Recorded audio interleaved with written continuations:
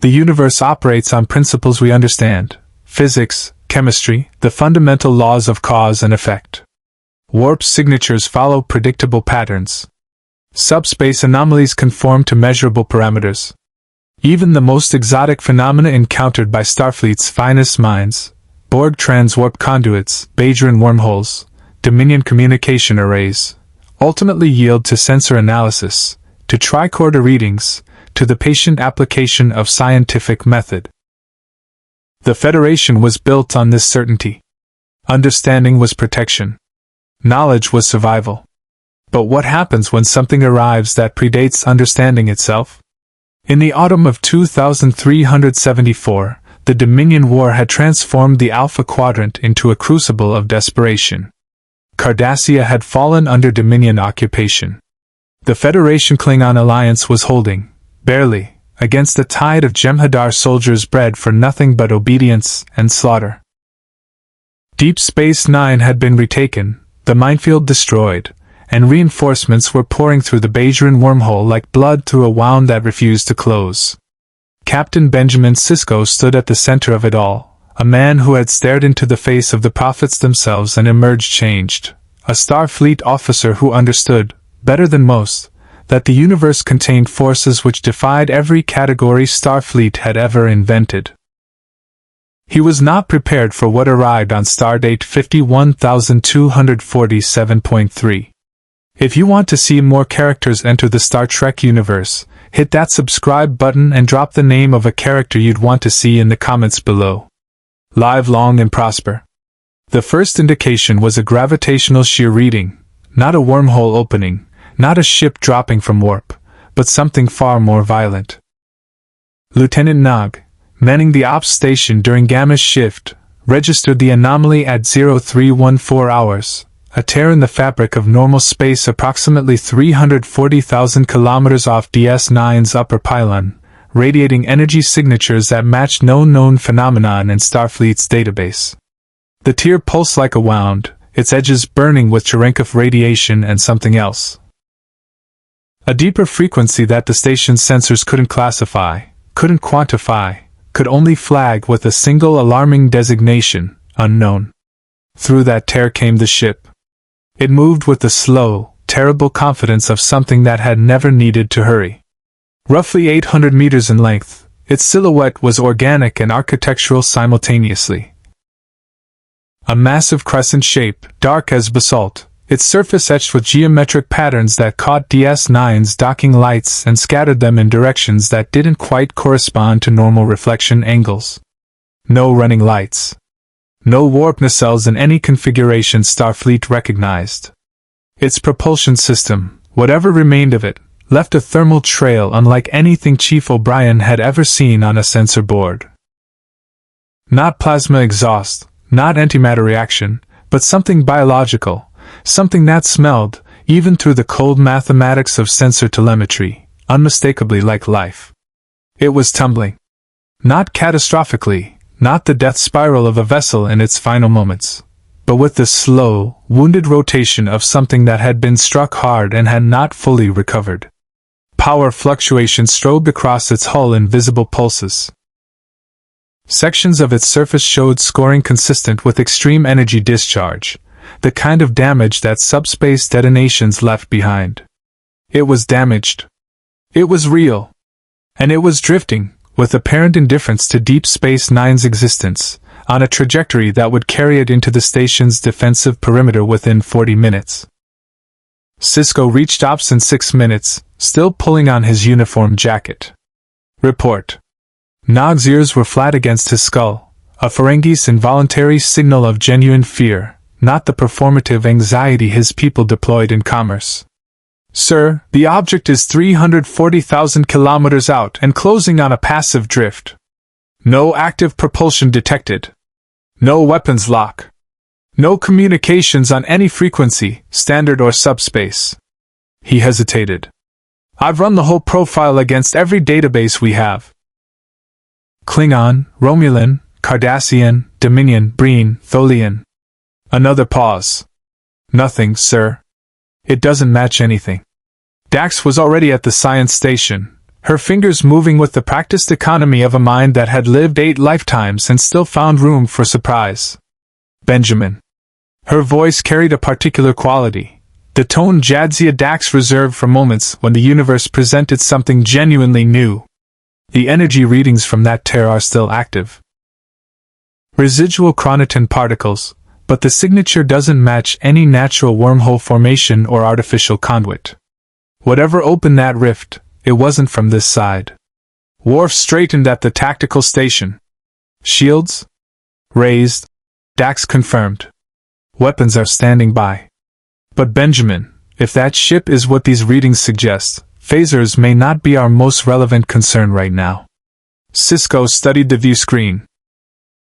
The crescent shape turned slowly against the stars, enormous and silent, its geometric surface etchings catching the light in that wrong, unsettling way. In 37 years of Starfleet service, through Wolf 359, through the Maquis, through the Prophets and the Paraiths and the full catastrophic machinery of the Dominion War, he had developed an instinct for the quality of a threat. Some threats announced themselves loudly. Some arrived quietly. This one arrived like a memory. "Hail them," he said. "All frequencies. Universal translator active." He paused. "And get Dr. Bashir up here. I want a medical officer present." He didn't explain why. He wasn't entirely sure himself. But something in the way that ship moved, wounded, purposeful, ancient, told him that whatever was aboard it, the medical implications might matter before the tactical ones did. The universal translator opened a channel into silence. The ship drifted closer, indifferent to the hail, indifferent to DS9's defensive array, indifferent to the frantic activity of a space station that had survived the Dominion and was not at all certain it could survive whatever this was. On the ship's bridge, if the elongated, cathedral-like space at its forward section could be called a bridge, 3 figures stood in the darkness amid the wreckage of consoles that had shattered during the transit. They were tall. Impossibly architecturally tall. Pale as quarried stone, their musculature suggesting a density of physical capability that made even a Klingon warrior look fragile by comparison. Their eyes, dark and fathomless, moved across readouts that displayed information in a language no Federation database contained. They had arrived in the wrong universe. They knew it immediately. The biochemistry was wrong, the stellar radiation patterns were wrong, the subspace harmonics carried frequencies their instruments had never catalogued. They had traveled between stars for longer than human civilization had existed, and they understood, with the cold precision of beings who had seeded worlds and harvested civilizations, that something fundamental had changed. One of them, the tallest, the one whose biosuit bore markings of rank along its collar, turned toward the view-screen equivalent of their vessel and looked at the spinning shape of Deep Space Nine. It looked at the station the way a sculptor looks at unfinished marble. Sisko had made first contact before. Not in the sanitized, diplomatic sense that Starfleet Academy taught, not the careful protocol of universal translators and extended hands and measured smiles, but real first contact, the kind that happened without preparation, without a briefing room full of cultural specialists, without the luxury of time. He had met the prophets inside a baseball game constructed from his own memories. He had negotiated with beings who experienced time as a simultaneous whole rather than a sequential line. He understood, better than almost anyone in Starfleet, that communication was not always about language. "They're not responding to any hail." Not confirmed, his voice carefully controlled now, the initial fear channeled into professional focus. "No modulated signal of any kind from the vessel." "But Benjamin," Dax looked up from her console. "They know we're here. Watch the hull." On the view screen, the slow tumbling rotation of the crescent ship had stopped. It hadn't decelerated through any detectable propulsion. It had simply stopped.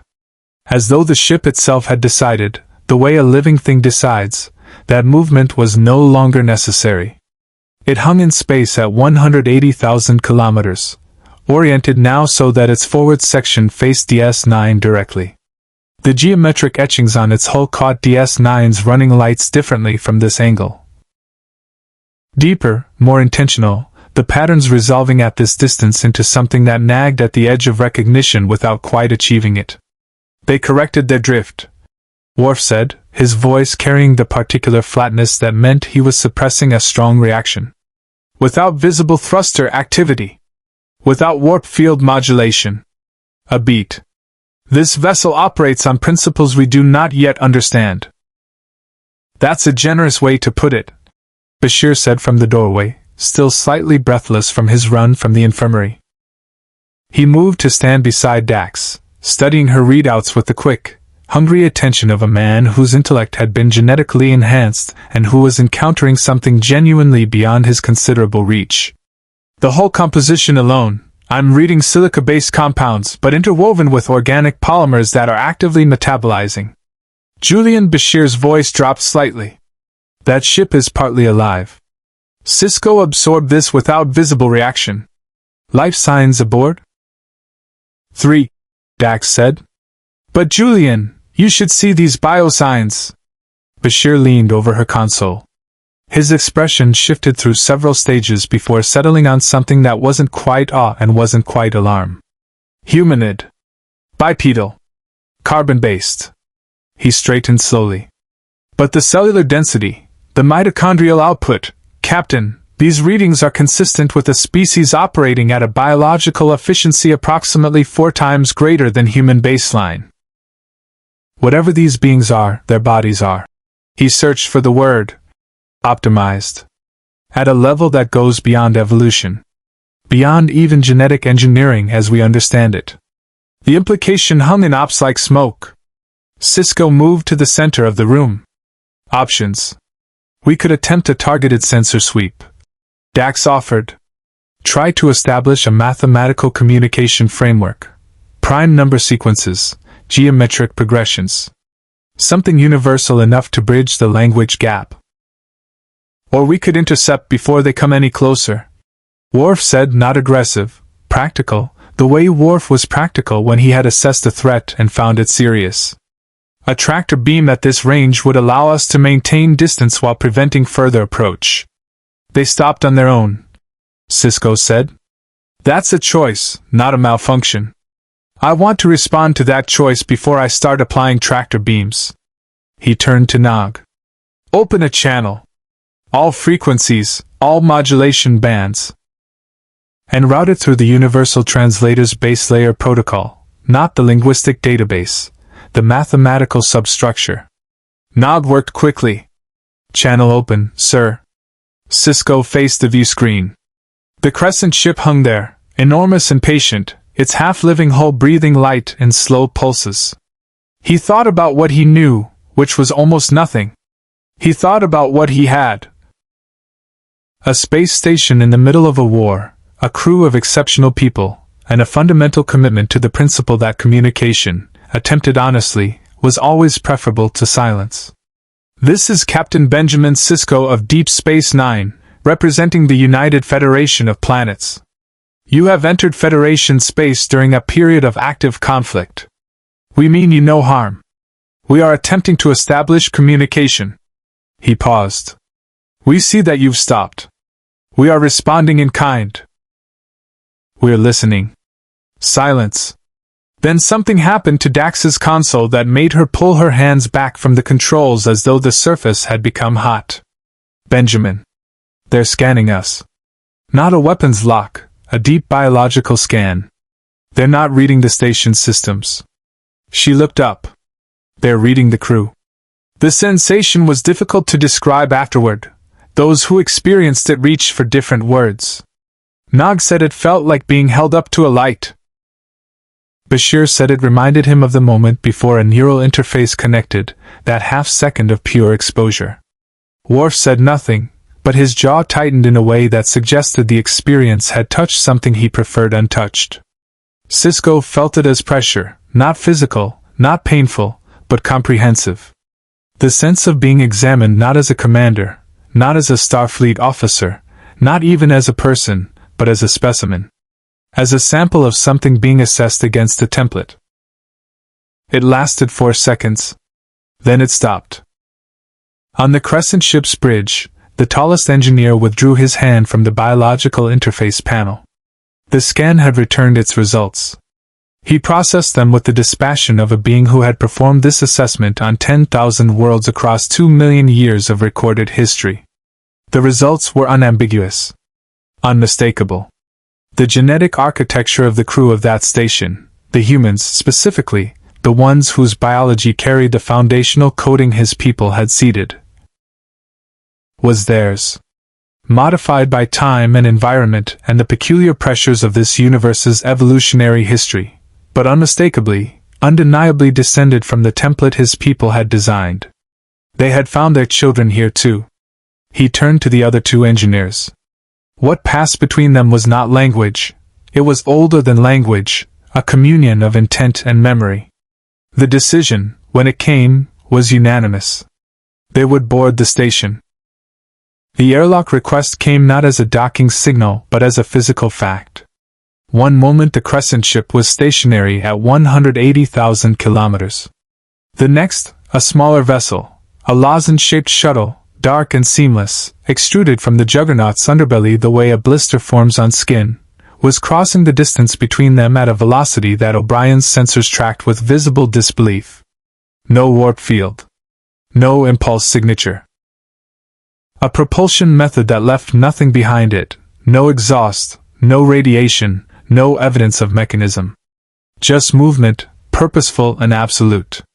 Red alert, Worf said, not waiting for Sisko's order. Stand down to yellow. Sisko overrode him immediately. They stopped when we stopped. They scanned before they moved. This is sequential communication, action and response. If we meet movement with weapons lock, we're telling them aggression is our language. He watched the shuttle's approach on the view screen. That's not the conversation I want to start. Worf's expression made clear his opinion of this philosophy, but he complied. O'Brien's voice came over the comm, tight with the particular stress of an engineer confronting something that violated his professional understanding of how the universe worked. Captain, that shuttle it didn't dock, exactly. It's adhered to Docking Bay 7's outer hull. The airlock is registering external pressure. Whatever's on the other side, it wants in. A pause. And sir, the Docking Bay's internal atmosphere sensors are going strange. Like something's tasting the air from outside. Sisko was already moving toward the turbolift. Worf, Dax, with me? Julian, I want you in the docking bay with a full medical kit. Nobody fires unless I give the order. Nobody.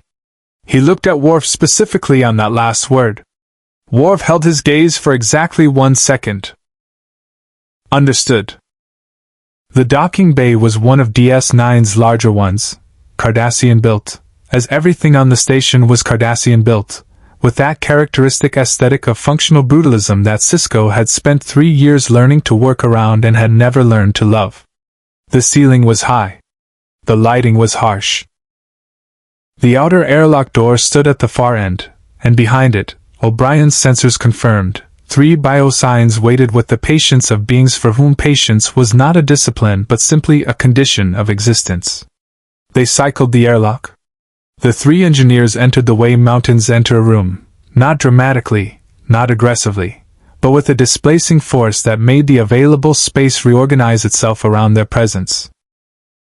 They were taller than any photograph or holographic reconstruction could have prepared a person for, nearly 3 meters, each of them, their biosuits dark and form-fitting, their exposed faces, for their helmets were retracted, apparently satisfied with this universe's atmospheric composition, pale and smooth and carrying an expression that was not hostile and not friendly but simply ancient. The kind of face that has observed enough history that individual moments no longer register as remarkable. Their eyes moved across the assembled Starfleet officers with that same quality the biological scan had carried: assessment, categorization, the placement of observed data against stored templates. When those eyes reached Sisko, they paused. The tallest engineer, the one with the ranked markings, the one who had initiated the boarding decision, stepped forward. 1 step. Then it raised its right hand, palm outward, fingers spread. The universal translator produced nothing. Not even static. Not even the characteristic clicking of a system attempting phonemic analysis on an unknown language. The engineers made no sound. Dax's tricorder was open and running. "No vocalizations," she said quietly. "But I'm reading elevated electromagnetic activity in their cranial structure. They may communicate through bioelectric field modulation, something our translator isn't equipped to decode." She looked up at the nearest engineer, who was looking back at her with an expression she would later describe in her log as recognition without warmth. "They understand what our instruments are, Benjamin. Watch their eyes when I scan, they're not alarmed. They've seen technology before." Bashir stepped carefully forward, medical tricorder raised in the universal gesture of a doctor doing his job. The nearest engineer watched him approach without moving, without tensing, with that same geological patience. Bashir scanned. Reviewed his results. Scanned again. "Captain," he said, his voice very controlled. "The genetic sequencing I'm reading, the foundational coding of these beings." He stopped. Recalibrated. Tried again. The base pair architecture in their DNA is a structural antecedent to human DNA. Not similar. Not parallel. They're upstream of us. Genetically.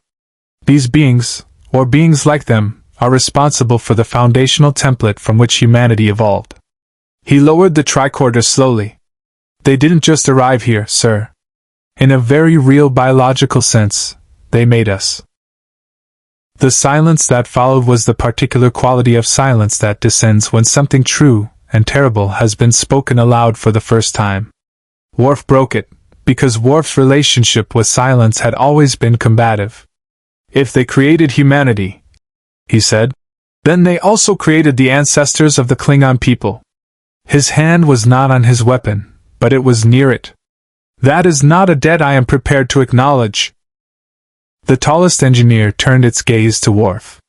Something shifted in those dark eyes, not surprise, not offense, but a specific quality of attention, the kind a scientist gives to an unexpected result. It studied Worf for a long moment. Then it looked back at Sisko. And then it walked, not toward the group, not toward the exit, but toward the docking bay's internal corridor access, the passage that led deeper into the station. "It wants to go further in," Dax said. "I can see that," Sisko replied. "Benjamin." Dax's voice dropped. "My tricorder is picking up something else. From the shuttle, from their vessel. Sealed containers. Dozens of them. The energy readings I need more time to analyze, but the compound I'm detecting." She looked at him directly. "It's biological. And it is not stable." In the shuttle adhered to DS9's outer hull, 40 urns of black liquid sat in their cradles. One of them had developed a hairline fracture during the dimensional transit. It was breathing. Sisko made a command decision in the space between one heartbeat and the next. "O'Brien." He touched his comm badge without taking his eyes off the retreating engineer. "I need a level 4 containment field around Docking Bay 7's external shuttle attachment. Full biological hazard protocols. Nothing goes in or out of that shuttle without my direct authorization." "Already on it, sir," O'Brien replied, his tone suggesting he had reached the same conclusion approximately 30 seconds earlier. "But Captain, whatever's in those containers, it's not responding to standard containment frequencies. The field is holding physically, but the biological readings are passing through like the containment grid isn't there. It's like trying to contain weather. Do what you can." "Sisko out." The tallest engineer had stopped at the corridor entrance. It hadn't tried to override the door, hadn't touched it at all. It stood with its back to Sisko's group, apparently aware that it had reached a boundary, apparently willing to wait. There was something deeply unsettling about that willingness, the patience of a being that had crossed galaxies and dimensions and could afford to wait another few minutes for a door to open. Sisko walked toward it. Dax fell into step beside him, tricorders still running. Worf followed at a distance that was tactically meaningful, close enough to intervene, far enough to give Sisko room to work. Bashir stayed near the airlock, his medical tricorder pointed at the external hull, trying to get cleaner readings on whatever was fracturing in that shuttle outside. Sisko stopped 2 meters from the engineer. At this distance, the sheer physical fact of the being was overwhelming in a way that holographic reproductions never captured. The density of its presence, the sense that its body operated under different rules, that the space immediately around it behaved with slightly more gravity than the space beyond.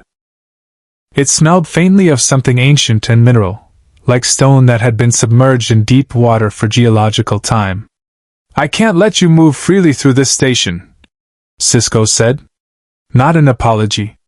A fact, delivered with the quiet authority of a man who had learned that clarity was its own form of respect.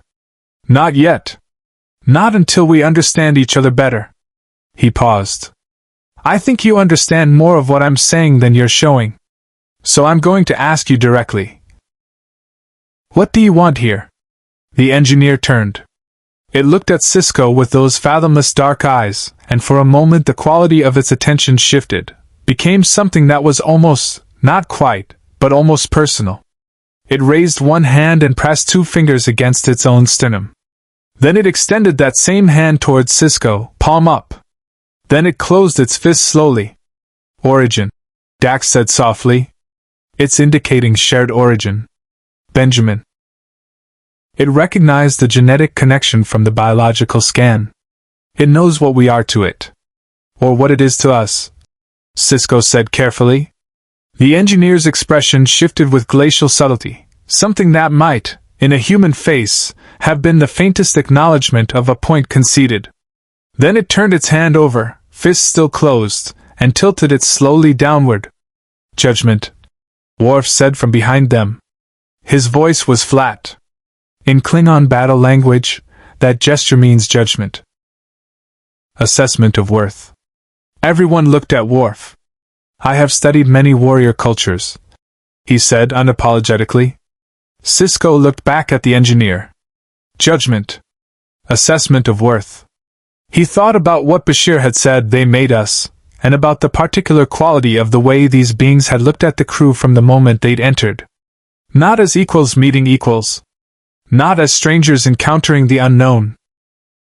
But as something older looking at something it had made and was now, after a very long absence, reviewing. The prime directive existed to prevent exactly this dynamic, the powerful arriving among the less powerful and deciding, unilaterally, what was best for them. Sisko had bent that directive before. He had broken it once, under circumstances that still kept him awake at irregular intervals. But the prime directive assumed the powerful party was Starfleet. It had never been written to address the situation where Starfleet was the civilization being assessed. "Dax," he said quietly. "The containers in that shuttle. Best guess on the compound, what are we dealing with?"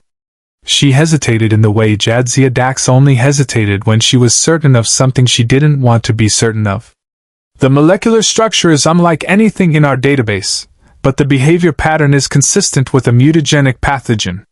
Something designed, and I mean deliberately designed, not evolved, to interact with specific genetic templates." She glanced at the engineer. "Templates like ours." "A weapon," Sisko said. "Or a tool," Dax replied. "Depending on who's using it and why." Over the comm, Bashir's voice arrived with the careful control of a doctor delivering a diagnosis he wishes were different. "Captain, the fracture in the exterior container is progressing. Slowly, but progressing. I'm detecting trace molecular dispersion into the docking bay atmosphere. The amount is currently sub-threshold for biological effect, but—" He stopped. "Sir, I need to know if these beings have any intention of addressing that containment issue, because if that fracture reaches critical propagation, we are looking at a station-wide biological emergency that I am not equipped to manage." Sisko looked at the engineer directly. "Your shuttle," he said. "Something in it is breaking. You know what it contains." He held the being's gaze with the full weight of everything he was: commander, father, emissary, human being. "I need to know if you're going to help us contain it." The engineer looked at him for a long moment. Then it looked at the corridor door with an expression that was, unmistakably, impatience. It wanted access to the station's systems. It had known about the fracture before they had. And it had, apparently, already decided what it intended to do about it. The question Cisco couldn't answer yet, the question that would define everything that followed, was whether its intentions and his were remotely the same thing. Garrick heard about the engineers before Starfleet officially acknowledged their existence. This was not unusual. Eileen Garrick, Taylor, exile, former Obsidian Order operative, had spent enough years on Deep Space Nine to understand that the most important information on the station traveled not through official channels but through the negative space between them. Through what people didn't say in quarks. Through the particular quality of silence that descended on the ops crew when something had happened that hadn't been briefed yet. Through the way Chief O'Brien walked when he was solving a problem that frightened him. He was in his shop, ostensibly hemming a Bajoran Vedek's ceremonial robes, when he heard it, not words, not a report, but a vibration in the station's social architecture that told him something fundamental had changed. He set down his work and went to find Dr. Bashir. He found him instead finding him, Bashir moving fast through the promenade with a medical kit and an expression Garrick had learned to read over years of lunch conversations and occasional near-death experiences. It was the expression Julian Bashir wore when the universe had presented him with a problem that his considerable intellect couldn't immediately resolve, and the inability was making him slightly frantic. "Julian," Garrick said, falling into step beside him with the casual ease of a man who had spent his career making intrusions look like coincidences.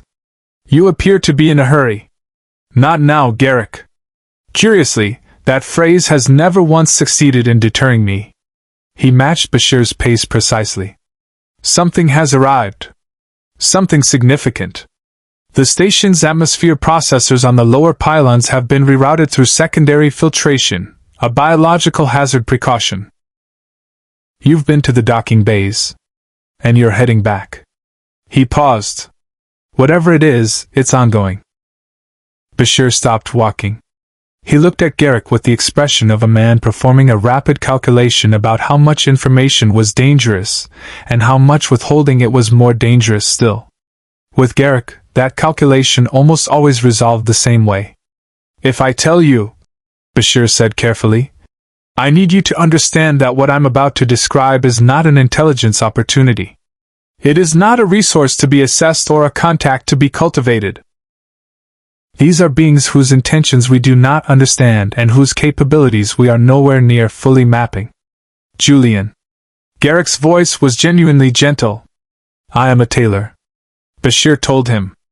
Garrick listened without interrupting, which was itself a form of communication. It told Bashir that the information was landing with weight, that it was reorganizing things. When Bashir finished, Garrick was quiet for 3 full seconds, which for him was the equivalent of a long silence. "Beings who seeded life across multiple worlds," he said finally. "Who carry a biological weapon of tailored mutagenic design. Who have arrived in the middle of a war." He straightened his jacket with the small, precise gesture he used when his mind was moving very fast and his hands needed something to do. "And Starfleet's response is to attempt communication and apply containment fields." "Yes," Bashir said. "How refreshingly predictable," Garrick said, and there was no mockery in it. Only the clear-eyed assessment of a man who had operated in the shadow of Federation idealism long enough to understand both its beauty and its specific tactical vulnerabilities. What neither of them knew, at that moment, was that a similar conversation was happening in a very different register approximately 4.2 light-years away. Aboard the Cardassian Dominion Communication Relay Station Keshet 4, a Vorta named Kievan, not the Kievan who would later become a prisoner of war, but a different one, because the Vorta were cloned and names recycled with the casual efficiency of a species that viewed individuality as a production variable, was reviewing a subspace intercept that his signals intelligence array had captured from DS9's internal comm traffic. The intercept was fragmentary. Dominion signal intelligence was excellent but not perfect. Deep Space Nine had been hardened significantly since its recapture, and full monitoring required proximity that Kevin's current posting didn't permit. But the fragments were enough. Biological compound. Unknown mutagenic pathogen. Tailored genetic interaction. Containment at risk. Kevin read the intercept 3 times. Then he composed a priority communication to the female changeling's command vessel and transmitted it through the Dominion's encrypted subspace network with a classification level that meant it would bypass every administrative filter and arrive directly in the hands of a founder within minutes. He was, even by Vorta standards, an exceptionally efficient administrator. The female changeling received his report while in the process of reviewing casualty projections for the upcoming offensive against the Balian supply corridor. She read it once. Set it aside. Read it again. A mutagenic pathogen of tailored biological design, capable of interacting with specific genetic templates. Aboard a vessel of unknown origin. Crewed by beings of apparently unprecedented biological capability. She thought about the Jem'Hadar. Her soldiers, her instruments, engineered from nothing into perfect weapons by the Founder's own biological mastery. She thought about the war, which was going well but not perfectly, which was consuming resources at rates that even the Dominion's vast production capacity felt as pressure. She thought about the Federation's resilience, which continued to exceed projections, which continued to find reserves of ingenuity and cooperation that her intelligence services had consistently underestimated. A weapon that could be targeted at specific genetic templates. Humanity had a specific genetic template. She called her senior Vorta administrator. "Assemble an infiltration team," she said with the calm of a being for whom morality was not a constraint but simply an irrelevant variable. "I want someone aboard Deep Space Nine within 48 hours. Not a combat insertion, a quiet one. Someone already there, if possible." She paused. "And I want everything we can gather on this vessel and its crew. Everything." The Dominion had spent 2 years learning that the Federation's greatest weapon was not its fleet, or its technology, but its capacity for alliance. For finding common ground with the unexpected. The female changeling intended to find that common ground first. General Martok received the intelligence report on the bridge of the IKS Rotaran, 3 hours after Kevin's intercept and approximately 90 minutes after a Klingon listening post near the Bajoran system had detected the gravitational shear signature of the dimensional rift. He read it standing, because Martok read everything standing. Reports, casualty lists, diplomatic communiques, all of it absorbed on his feet with his one remaining eye moving across the text with the focused intensity of a warrior who had learned in Dominion prison camps that information was survival. When he finished, he set the pad down on his command chair and looked at the view screen, where the stars hung with their customary indifference to Klingon politics. "A ship of unknown origin," he said. "Crewed by beings of extraordinary physical capability. Carrying a biological weapon of tailored design." He picked up the pad again and reread the biosign analysis his intelligence officer had extrapolated from the Klingon listening post's long-range sensors. Humanoid. Dense musculature. Biological efficiency 4 times human baseline. And Sisko is talking to them. His first officer, Commander Drex, stood at attention with the posture of a man who had learned that Martok's rhetorical questions were rarely rhetorical. "The Federation's response to every unknown is conversation, General. The Federation's response to every unknown is conversation." Martok agreed, not dismissively, with the complicated respect of a warrior who had fought alongside Federation officers long enough to understand that their instinct for diplomacy, maddening as it was, produced results that pure force consistently failed to achieve. He had learned this in the war. He had learned it from Sisko specifically, which made it simultaneously more credible and more irritating. "And sometimes it works." He set the pad down again. "This is not one of those times." He looked at the sensor readings again. The crescent ship's dimensions. Its hull composition. The biological scan results. The weapon in the shuttle. "These beings did not arrive here to talk," he said. "They arrived here damaged, in an unfamiliar universe, carrying weapons of mass biological destruction. That is not the profile of an explorer. That is the profile of a soldier whose mission was interrupted. He turned to Drex. Set course for the Bajoran system. Maximum warp. General. Our orders from the High Council are to maintain position at. Our orders?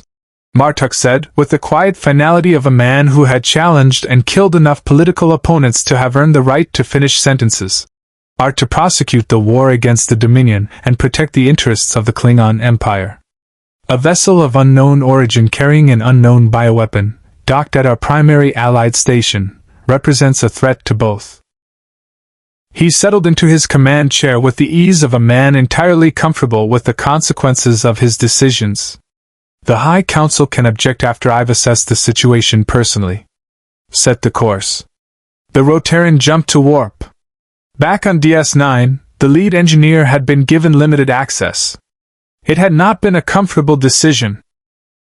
Sisko had waited against the fracturing urn outside, against the engineer's apparent foreknowledge of the problem, against the fundamental tactical reality that a being capable of crossing dimensional barriers in a ship that moved without visible propulsion was not meaningfully contained by a Cardassian-built security door regardless of how many force fields O'Brien stacked behind it. The access was a choice, a deliberate signal that DS9 was choosing communication over confrontation. The engineer had moved through the access corridor with that same displacing gravity, Worf at its left, Dax at its right, Sisko 2 steps behind. It ignored the turbolift entirely and stopped at a junction where the station's internal sensor grid was most dense, as though it had read DS9's schematics from the air, from the vibration of the deck plating, from some instrument of perception that Dax's tricorder could detect only as elevated bioelectric activity. It pressed one hand flat against the bulkhead. O'Brien's voice arrived over the comm with the strained quality of an engineer watching his station do something he hadn't asked it to do. Captain, something is interfacing with our internal sensor grid through the bulkhead on Junction 7. Not hacking it, not overriding it, it's more like it's reading it. Like a hand on a pulse. A pause. And sir, the containment field around the shuttle, the frequency interference that's been degrading it, it just stopped. Whatever it was doing, it's stabilizing the field from outside. Sisko looked at the engineer's hand against the bulkhead. It's using our own sensor grid to extend its containment. Apparently, Dax said. Benjamin, the bioelectric output from its hand is modulating at a frequency that's interacting with our containment grid's harmonic baseline. It's essentially retuning the field to match the pathogen's molecular resonance. She looked up from her tricorder. It knows exactly what that compound does. It designed it. Or beings like it did. The engineer withdrew its hand. The containment readings on Dax's tricorder stabilized and held. It turned to face Sisko with that ancient, assessing expression, and this time there was something in it that was new, something that might, if you were generous, be interpreted as an acknowledgement of mutual investment. It had fixed the problem. It had done so using DS9's own systems, demonstrating simultaneously that it could interface with Federation technology, and that it had chosen to use that capability constructively. It ignored the turbolift entirely and stopped at a junction where the station's internal sensor grid was most dense, as though it had read DS9's schematics from the air, from the vibration of the deck plating, from some instrument of perception that Dax's tricorder could detect only as elevated bioelectric activity. It pressed one hand flat against the bulkhead. O'Brien's voice arrived over the comm with the strained quality of an engineer watching his station do something he hadn't asked it to do. Captain, something is interfacing with our internal sensor grid through the bulkhead on Junction 7. Not hacking it, not overriding it, it's more like it's reading it.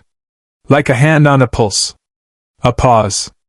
And sir, the containment field around the shuttle, the frequency interference that's been degrading it, it just stopped. Whatever it was doing, it's stabilizing the field from outside. Sisko looked at the engineer's hand against the bulkhead. It's using our own sensor grid to extend its containment. Apparently, Dax said. Benjamin, The bioelectric output from its hand is modulating at a frequency that's interacting with our containment grid's harmonic baseline. It's essentially retuning the field to match the pathogen's molecular resonance. She looked up from her tricorder. It knows exactly what that compound does. It designed it. Or beings like it did. The engineer withdrew its hand. The containment readings on Dax's tricorder stabilized and held. It turned to face Cisco with that ancient, assessing expression, and this time there was something in it that was new, something that might, if you were generous, be interpreted as an acknowledgement of mutual investment. It had fixed the problem. It had done so using DS9's own systems, demonstrating simultaneously that it could interface with Federation technology, and that it had chosen to use that capability constructively. It was, Cisco recognized, a gesture in the language they were still building together. "Thank you," he said. The engineer looked at him for a long moment. Then it placed 2 fingers against its sternum again, the origin gesture, and this time added something new. It extended those 2 fingers outward and then slowly, deliberately, separated them. 2 things. Same source. Different paths. "It's distinguishing," Dax said quietly. "Same genetic origin. But it's acknowledging that we're not the same as what it expected to find. We're a divergent line. It's recalibrating its assessment," Cisco said. "Yes." Dax hesitated. "The question is what it concludes." The comm system interrupted with Worf's tactical efficiency. "Captain, long-range sensors are detecting a Klingon bird of prey decloaking on approach vector. IKS Rotaran. General Martok is hailing us." A brief pause that carried the specific weight of additional bad news being carefully packaged. "And Captain, I am also reading a Jem'Hadar attack ship at extreme sensor range. It is running without a transponder signal and is maintaining a position consistent with covert observation rather than direct approach. The station was becoming a convergence point." The engineer turned toward the viewport at the end of the corridor, as though it had heard the sensor reports through the bulkhead the same way it had read the schematics. It looked out at the stars, at the Klingon ship decloaking in a blaze of disruptor-warm light, at the distant invisible shape of the Dominion vessel lurking at the edge of sensor range, with the expression of a being that had watched civilizations rise and destroy themselves across millions of years of history. It did not look surprised. It looked, Cisco thought with a chill that had nothing to do with the station's environmental systems, like it had expected exactly this. Martok beamed aboard DS9 the way he did most things, without waiting for an invitation. The transporter room materialized him mid-stride, his general's sash catching the harsh Cardassian lighting, his one eye moving immediately to Cisco with the assessment speed of a warrior who had survived too many ambushes to waste time on ceremony. 2 of his officers materialized beside him, hands conspicuously near their disruptors, not drawing, not yet, but establishing clearly that the Klingon Empire's presence on this station was armed and intentional. "Cisco," Martok said by way of greeting an entire diplomatic preamble. "General." Cisco met him with the particular quality of welcome that acknowledged Martok's rank, respected his instincts, and very firmly did not yield ground. "I'd have appreciated a calm before transport. You'd have asked me to wait." Martok's eye swept the corridor beyond the transporter room, reading it the way a predator reads terrain. "I don't wait when there is something worth seeing." He looked at Cisco directly. "Where are they?" "In a secure section of the habitat ring," Cisco said. "Under observation, not confinement. There's a difference, and I need you to respect it." Martok made a sound that was not agreement but was close enough to function as one in the current diplomatic climate. He fell into step beside Cisco, his officers following at the precisely calibrated distance of warriors who had been told to hold back and were holding back with visible effort. "Tell me what you know," Martok said. Cisco told him. Concisely, accurately, without editorializing, the arrival, the biological scan, the genetic connection, the pathogen in the shuttle, the engineer's intervention with the containment field. Martok listened the way he always listened. With his entire body, absorbing information through some martial sense that processed tactical data faster than conscious thought. When Sisko finished, Martok was quiet for 4 seconds, a long silence for him. "Beings who seeded life across worlds," he said finally. "Who carry weapons designed to interact with the genetic templates they created." His voice was measured in a way that suggested strong feeling being deliberately managed. "The Klingon people have a creation mythology. Kalas. The story of how our people were made." He glanced at Sisko's sidelong. "I have never been a deeply religious man. I have always found the evidence of Klingon character sufficient explanation for Klingon existence." Another pause. "I find I am less comfortable with that position than I was this morning." It was, coming from Martok, the equivalent of a profound confession.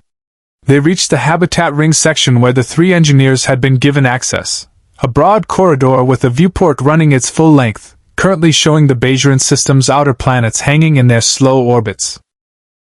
The engineers were standing at the viewport. Not sitting. Sisko had offered seating and they had ignored it with the polite indifference of beings for whom furniture was a concept slightly beneath their operational concerns. They stood and looked at the stars with the focused attention of navigators calculating something. Martok stopped when he saw them. The lead engineer turned at the sound of his footsteps. Or perhaps before the sound, perhaps at some bioelectric signature Martok's presence generated, and looked at the general with those fathomless dark eyes. The assessment was immediate and different from the assessment it had given Sisko. Something shifted in its expression with a subtlety that Dax, reviewing her tricorder logs later, would identify as recognition of a specific biological profile. The denser bone structure, the elevated adrenaline baseline, the neurological markers of a species that had been shaped by generations of ritualized combat. It recognized the warrior. Martok recognized the recognition. His chin came up slightly. His shoulders settled into a posture that was not aggression but was its close cousin, the bearing of a Klingon who was being assessed and intended to be found worthy. "They look at me differently than they look at you," he said quietly to Sisko. "They're reading your biology," Sisko replied. "They seeded multiple worlds, Martok. The Klingon genetic template may be one of their designs." Martok processed this with a stillness that was genuinely remarkable. Then he stepped forward, one deliberate step, and met the lead engineer's gaze directly. He placed his right fist against his own chest, a Klingon salute, the warrior's acknowledgement of a worthy presence, and held it there. The engineer looked at the gesture. Then it looked at Martok's face. Then it did something that made Dax's tricorder spike with elevated bioelectric readings. It mirrored the gesture. Not perfectly, not with the practiced precision of someone who knew what it meant, but with the deliberate intentionality of a being that understood the grammar of physical communication even when the specific dialect was new. "Interesting," Martok said, and the word carried approximately 17 layers of meaning. The moment held for 3 seconds before O'Brien's voice broke it with the focused urgency of a man who had been waiting for the right moment, and had decided this was not it but was going to have to do. "Captain, the Jem'Hadar's ship at extreme range has been joined by 2 more. They're still holding position but they've gone to active sensors. They're not hiding anymore." He paused. "And sir, I've been running a diagnostic on the habitat ring's internal sensors since our guests arrived. I found something I need you to see in person. It's not a technical problem." Sisko looked at Dax. "Stay with them. Don't leave them alone with Martok." Dax glanced at Martok. Martok looked mildly offended. "Mildly," Dax told him, and followed Sisko. O'Brien was waiting in the nearest junction room, a pad in his hand and the expression of a man who had found something he would genuinely prefer not to have found. He handed the pad to Sisko without preamble. "Internal sensor log," he said. 40 minutes ago, while our guests were at the viewport, I picked up a bioelectric signature in the promenade that didn't match any registered crew or civilian on the station." He pointed to the relevant line in the log. It lasted 11 seconds. Then it was gone. Sisko studied the reading. The bioelectric signature was distinctive, Not human, not Bajoran, not any of the dozens of species currently aboard DS9. It was a precise, clean signal that appeared in the sensor log and then vanished with the kind of deliberate completeness that suggested not a malfunction but active concealment. A changeling, Sisko said. That's what I think, O'Brien confirmed. Infiltrated before our guests arrived, most likely. Which means the Dominion knew about the dimensional rift before we did. He paused. Or they have a source inside the station. Sisko looked at the pad for one more second. The Jem'Hadar ships holding at extreme range. A changeling already aboard. The female changeling's intelligence apparatus, which had consistently demonstrated the ability to be 3 moves ahead of Starfleet's response. The Dominion hadn't sent warships because they intended to fight. They had sent warships because they intended to negotiate. And they had sent a changeling first because they intended to know exactly what they were negotiating for before the conversation began. Somewhere on Deep Space Nine, wearing a borrowed face, a founder was walking toward the habitat ring. The changeling had chosen Garrick's face. It was, Sisko reflected afterward, an almost elegant choice, the kind of selection that revealed genuine intelligence about DS9's social architecture. Garrick moved through the station with a freedom that few others enjoyed. He was not Starfleet, not Bajoran, not bound by the security protocols that governed crew movement during alert conditions. He was everywhere and nowhere, simultaneously a fixture and an anomaly, a man whose presence in any location could be explained by at least 4 plausible reasons simultaneously. A changeling wearing Garrick's face could access 3/4 of the station before anyone thought to question it. The real Garrick was in his shop, which was how Sisko found out. The security team's bioscan of the promenade, ordered the moment O'Brien flagged the anomalous reading, had produced 2 Garrocks. One in the habitat ring corridor outside the engineer's observation area, and one at his worktable on the promenade, apparently hemming something with the focused tranquility of a man entirely uninvolved in the crisis consuming the rest of the station. Sisko cummed Odo. Odo's response was 8 seconds of silence followed by, "I'm already moving." The confrontation, when it came, was not dramatic in the way that confrontations with changelings sometimes were. No shape-shifting revelation, no violent transformation, no desperate flight. The changeling wearing Garrick's face was standing at the viewport outside the engineer's section when Odo rounded the corridor junction with 2 security officers and the particular quality of focused certainty that a changeling hunting another changeling projected. It looked at Odo. Odo looked at it. "You're early," Odo said. "The engineers have been here less than 6 hours." "You were already aboard before they arrived." His voice was controlled in the way it always was when he was managing something personal beneath the professional surface. "Who sent you?" The changeling released Garrick's form with the unhurried ease of a being for whom physical appearance was simply a tool being set down. It resolved into the neutral amber column of its natural state, then reformed into a generic humanoid shape, not copying anyone, just present. A founder standing in a Cardassian-built corridor on a Federation station in the middle of a war it was helping to prosecute. "The founders sent me," it said with the calm of a being that had never genuinely feared anything organic. "Because what arrived through that rift is more significant than your war, Odo.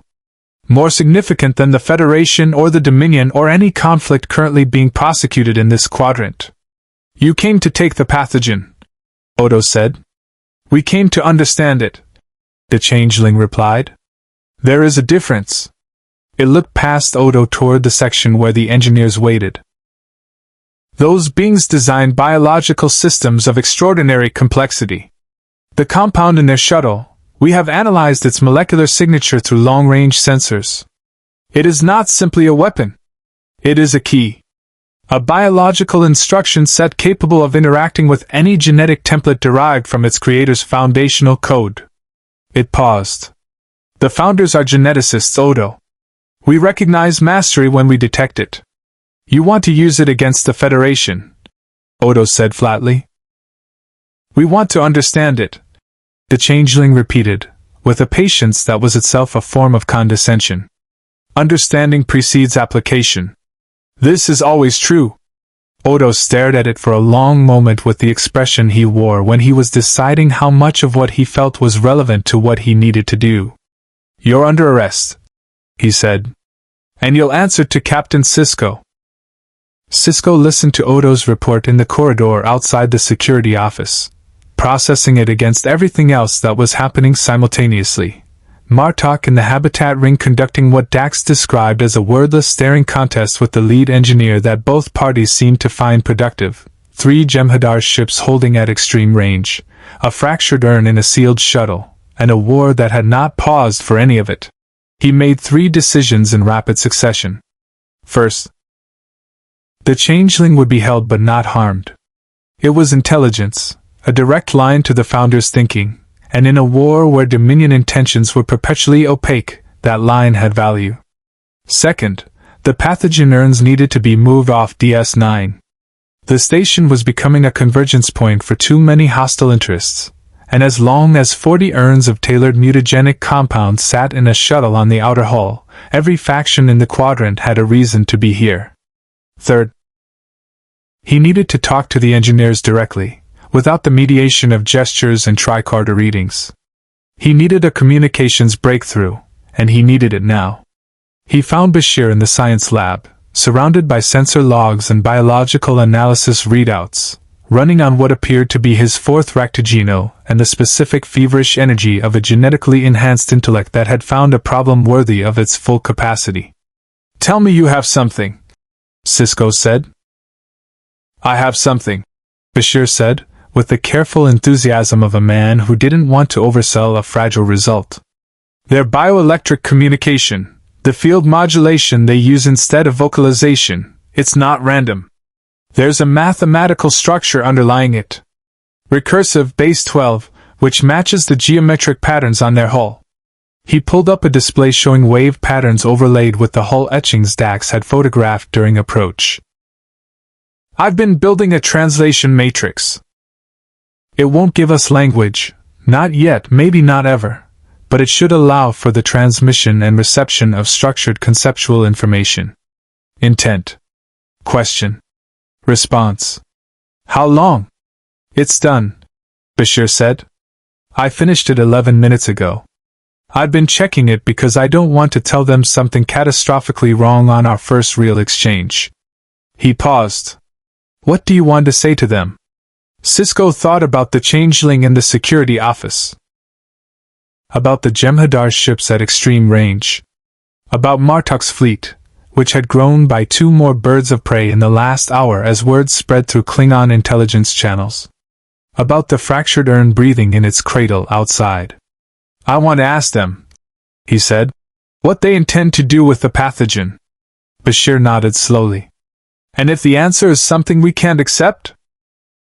Sisko looked at him with the expression of a man who had served as emissary to an alien intelligence, who had stood in the fire of the Dominion War, who had made impossible choices in impossible circumstances and lived with every one of them. "Then we'll have a very different conversation," he said. They walked to the habitat ring together, carrying a translation matrix and the full weight of what the answer might be, while outside the station's hull the 3 Jem'Hadar ships began, with the slow deliberateness of a threat being made visible, to move closer.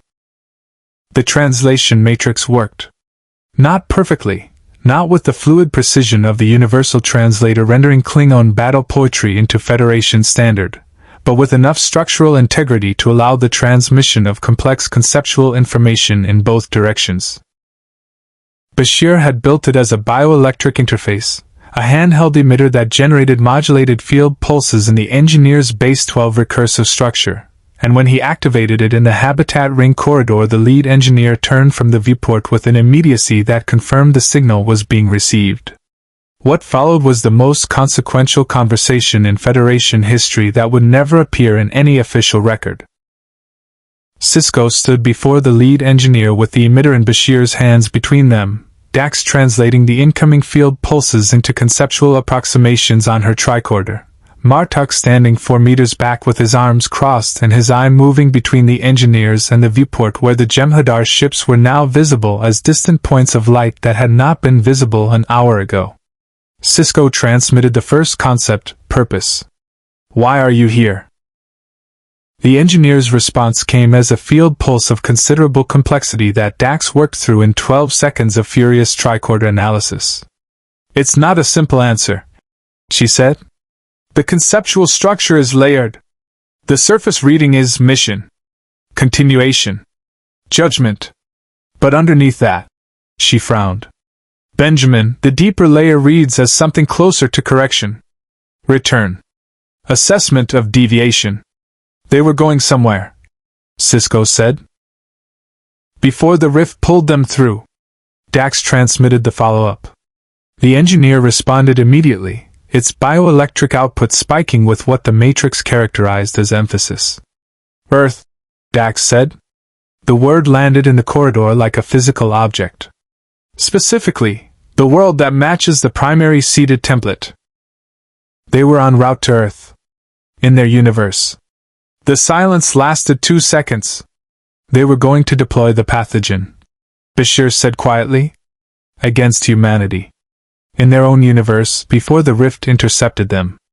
Cisco kept his expression controlled through an act of will that cost him something. He transmitted the next concept carefully, precisely, the compound in your shuttle. Intended use. The engineer looked at him for a long moment before responding. When the pulse came, it was the most complex transmission yet. Dax worked through it for 20 seconds, cross-referencing 3 times, her expression cycling through several stages before settling into the careful neutrality of a scientist delivering data she finds deeply uncomfortable. The conceptual structure has 3 components, she said. Correction of deviation. Reclamation of failed design. Mercy. She looked up. Benjamin. In their framework, the pathogen isn't purely destructive. It's, the closest human concept I can find is recall. Like a manufacturer recalling a defective product. They seeded humanity. Humanity developed in directions they didn't intend or approve of. The pathogen was designed to. She stopped. To what? Martok said, his voice carrying a dangerous quiet. To reset the genetic template. Dax said. To revert human DNA to a base state. It wouldn't kill immediately. It would unmake the evolutionary divergence. Render the species. She searched for the word. Pliable. Receptive to redesign. Martok made a sound that was not quite a word in any language. Cisco turned back to the engineer and transmitted a concept he had been building since the conversation began, assembling it from every element of Star Trek philosophy he had ever internalized, every lesson the prophets had given him in baseball metaphors and nonlinear time. We are what we made ourselves. Not what you made. Ours. The engineer received it. Processed it. The bioelectric response that came back was not immediate. There was a pause of nearly 8 seconds, which in the context of a being that had previously responded within 2 was the equivalent of a long and genuine consideration. The response, when it came, carried an emotional valence the Matrix hadn't encountered yet. Dax worked through it slowly. Unexpected, she said. The concept it's transmitting alongside the semantic content. It's something like surprise. Not at the idea itself. At the source. She looked at Cisco. It didn't expect the argument to be made competently. It expected us to beg. Cisco said.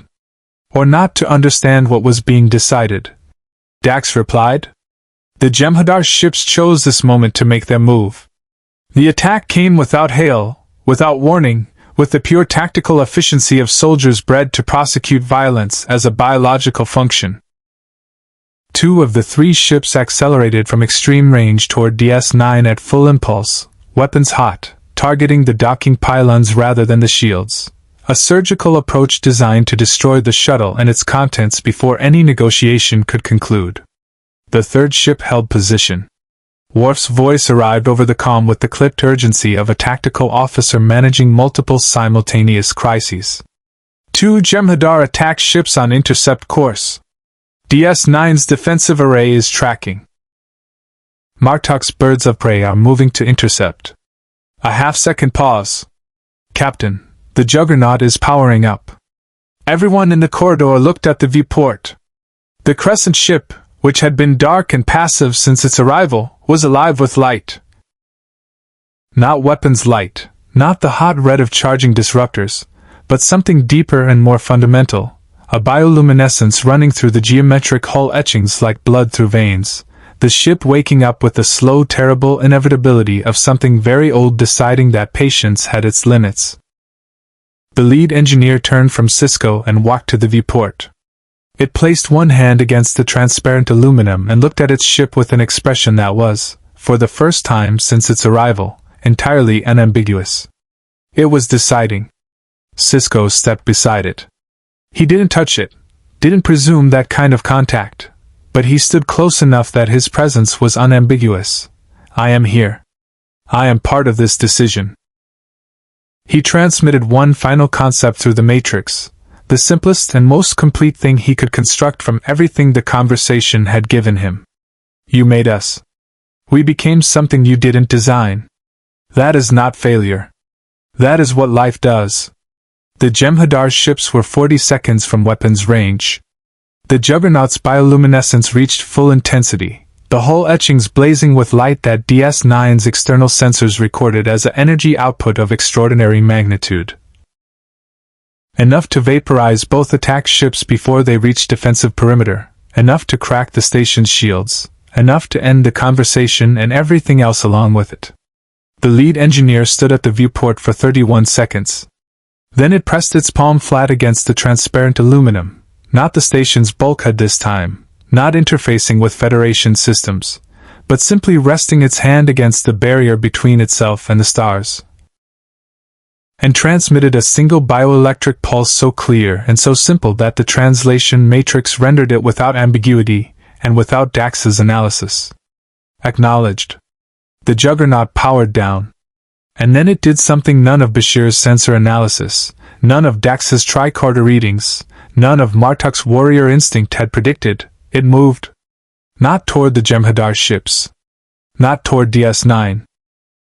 It moved between them, positioning its 800-meter crescent hull directly in the attack vector of both incoming ships, an unmistakable physical statement that required no translation matrix and no base 12 recursive mathematics to understand. It was not protecting the station. It was not protecting the Jem'Hadar ships. It was simply placing itself in the space where violence intended to happen and declining, by its presence, to allow it. Martok stared at the viewport for a long moment. They are either the most arrogant beings I have ever encountered, he said slowly, or the most principled.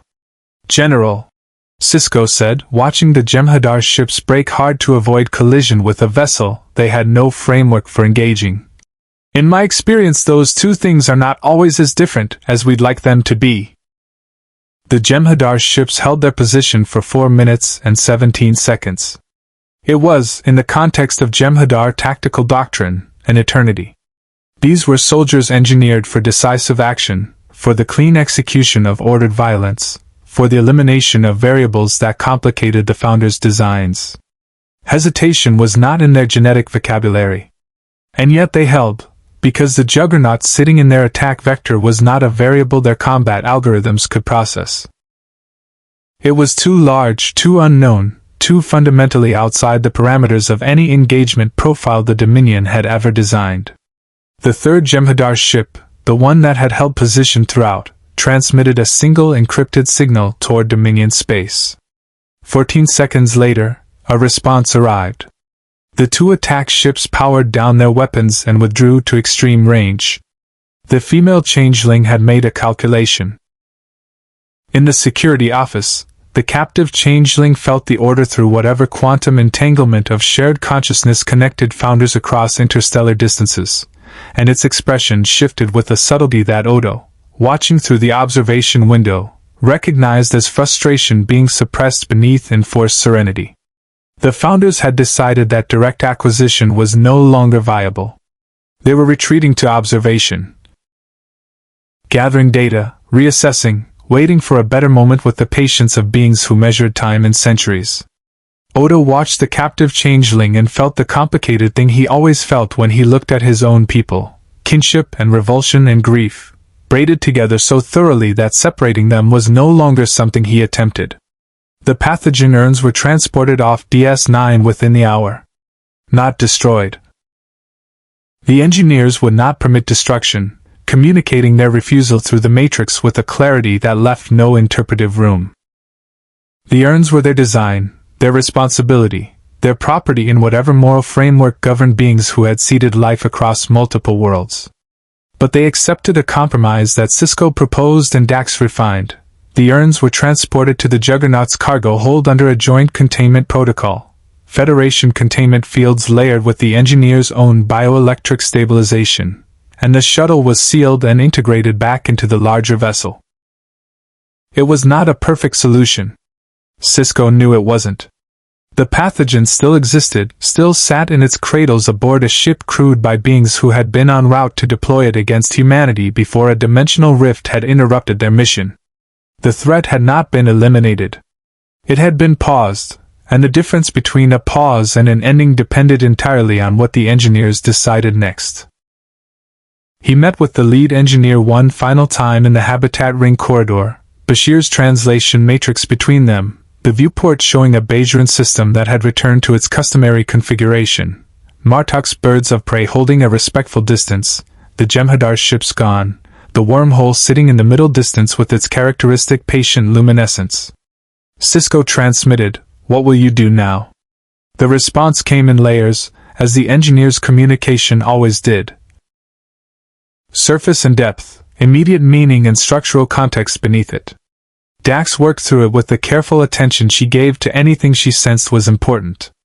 "Observe," she said. "Continue assessment. The deviation from expected parameters." She paused on the next cluster. "Benjamin, the word it's using for what we are, for humanity in this universe, for the Federation, the closest approximation in Federation standard is..." She looked up. "Anomaly. But not in a negative sense. The connotation is closer to unexpected result that warrants further study. We've been upgraded from failed design to interesting experiment," Bashir said from behind his tricorder. "I'll take it," Cisco said. He transmitted one more concept, the last thing he wanted to say, the thing he had been building towards since the beginning of the conversation, the argument that the entire encounter had been moving toward without either party fully acknowledging it. Your creation chose its own path. In this universe and yours. That choice is the design working correctly. Not deviation. Completion. The lead engineer received it. The bioelectric response that came back was the longest and most complex transmission of the entire exchange.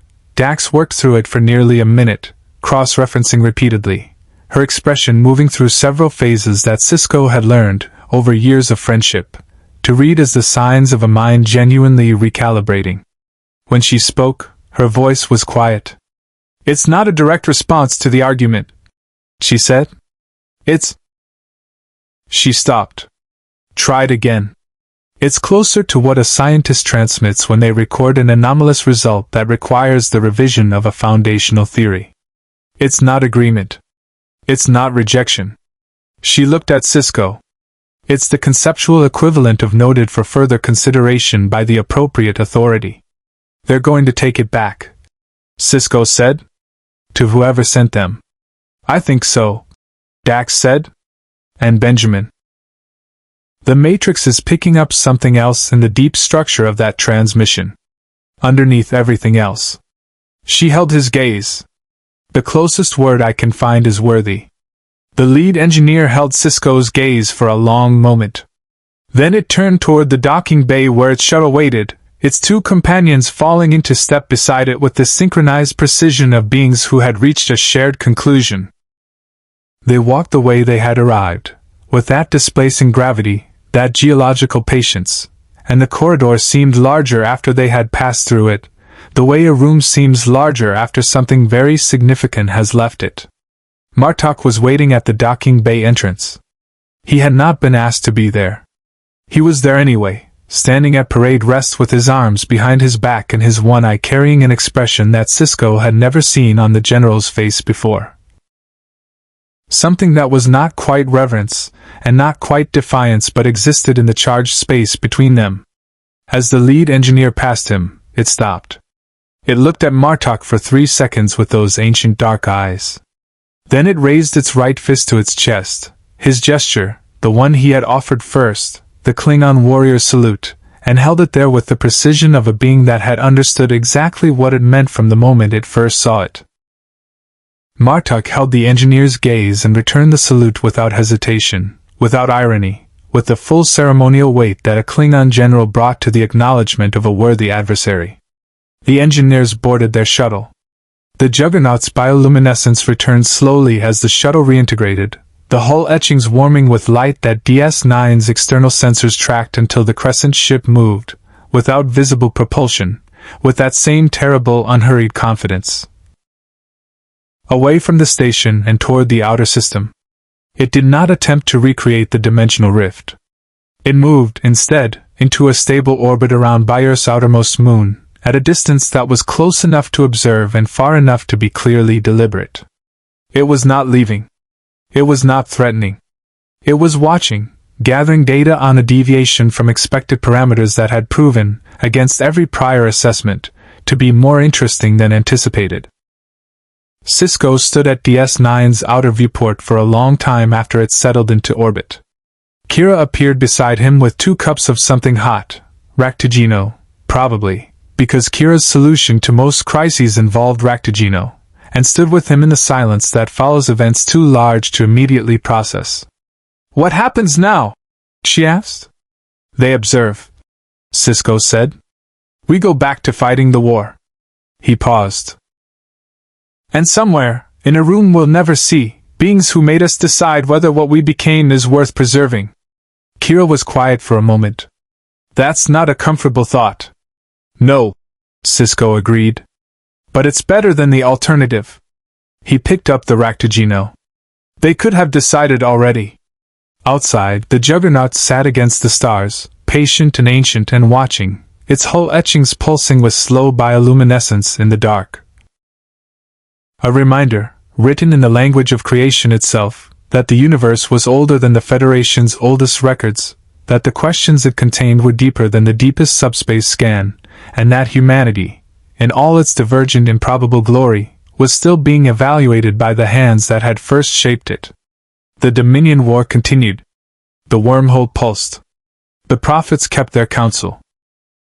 And on the station that stood at the center of everything, a man who was also an emissary looked out at a crescent ship orbiting his adopted world and understood, with the particular clarity that comes only after surviving something that should not have been survivable, that the most important battles are not always the ones fought with weapons. Sometimes the most important battle is simply the act of being, completely and irreducibly, what you chose to become. In the weeks that followed, Starfleet Command received Sisko's full report on the engineer's arrival with the careful, measured alarm of an institution processing information that challenged its foundational assumptions. Admiral Ross requested 3 follow-up briefings. The Federation Science Council dispatched a research vessel to study the dimensional rift's residual signature. Section 31, characteristically, said nothing, which meant they were saying everything, in the rooms where Section 31 did its work. The Juggernaut remained in orbit around Earth's outermost moon for 31 days. During that time it made no hostile moves, responded to no hails, and interfaced once more with DS9's sensor grid in a brief bioelectric exchange that Bashir's matrix translated as a single clean concept, observation continuing. On the 32nd day, it was gone. No rift. No energy signature. No evidence of departure beyond the absence of its presence, the empty space where something enormous had been. Whether it had found a way back to its own universe, or had moved elsewhere in this one, or had simply decided that 31 days of observation was sufficient data for whatever conclusion it was building, no sensor in the Alpha Quadrant could say. The pathogen urns went with it. The Dominion War ground on, as wars do, through its remaining terrible months toward an ending that cost more than anyone had projected and less than the worst fears had suggested. In the post-war reconstruction, the engineer's visit was classified at the highest levels, not suppressed, exactly, but contained, its implications managed by people who understood that some truths needed to be delivered slowly, in pieces, at a pace the Federation could absorb without fracturing. But the lead engineer's final transmission, worthy, was never classified. Sisko put it in his official log, unredacted, where it remained in the Federation's permanent record. Proof that humanity, in at least one ancient and terrible assessment, had been found deserving of continued existence. It was, Dax said later, probably the most important word in the history of the species. Sisko thought she was right. He also thought that the engineers would be back. Not soon. Beings who measured time in geological epochs did not operate on Starfleet's scheduling preferences. But back. Because the deviation from expected parameters had proven interesting, and beings of that age and intelligence did not leave interesting things unexamined. When they returned, Sisko intended to be ready. Not with weapons. Not with containment fields or tactical responses or the full defensive apparatus of a Federation that had just survived its most devastating war. With the only thing that had worked the first time. An argument worth making, delivered by a civilization worth preserving, to the beings who had made them and had not yet decided whether that making had been a mistake. Live long and prosper. Hit the subscribe button for more interesting stories. Thank you for watching.